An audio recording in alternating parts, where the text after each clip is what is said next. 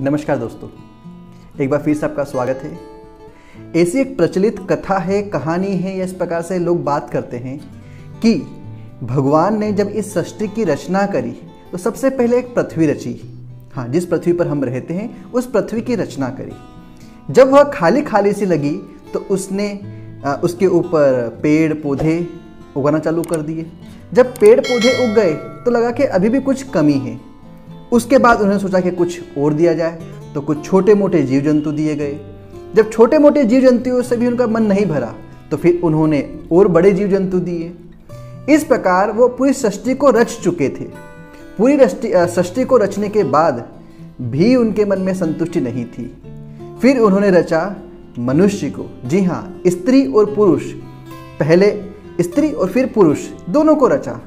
दोनों को रचने के बाद उन्होंने ये पाया कि जो मनुष्य है वह सर्वश्रेष्ठ है। क्यों सर्वश्रेष्ठ है? क्योंकि उन्होंने उसे अपना सब कुछ हित अहित करने की बुद्धि दी, मन दिया, विवेक दिया। परंतु दोस्तों, मैं आपसे पूछता हूँ, चलिए मान लेते हैं यह कथा सत्य हो, असत्य हो, मन घड़त हो, इसका कोई सार ना हो, परंतु आप अपने आप को सर्वश्रेष्ठ मानते हैं या नहीं मानते हैं? क्यों? क्योंकि जो पेड़ है वो एक जगह खड़े हैं, वो अपने स्वयं विवेक से, स्वयं चीज बुद्धि से कुछ नहीं कर सकते। हाँ, क्योंकि जीव तो वह भी है, तो वह अपना कोई भी हित अहित नहीं कर सकते। किसी ने पानी दिया तो पी लेंगे, धूप आई तो ले लेंगे, हाँ, जैसे भी उनका खाना बनता है, परंतु उनके पास स्वतंत्रता नहीं है।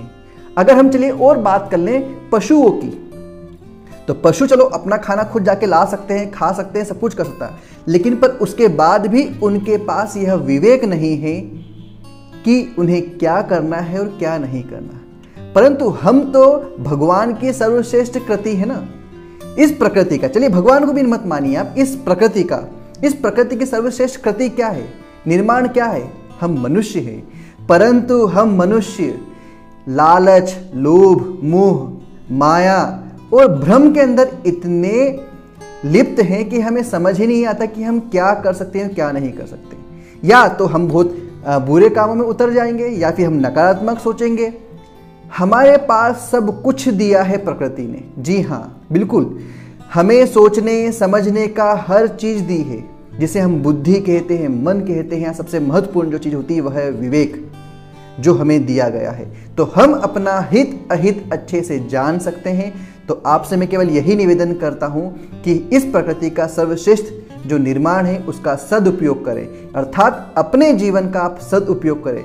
अगर इस जीवन को आपने ऐसे ही व्यर्थ कर दिया इन छोटे छोटे मजों में, उपभोग में, यस मैं मना नहीं कर रहा हूं, सब कुछ करिए, परंतु अपने आप को जानने का जरूर प्रयास कीजिए। अपने जीवन का पूर्ण उपयोग कीजिए, दूसरों के लिए कीजिए, खुद के लिए कीजिए, परंतु इसे व्यर्थ ना कीजिए फालतू की चिंताओं में, दुख में, व्यसनों में और न जाने किन किन चीज़ों में।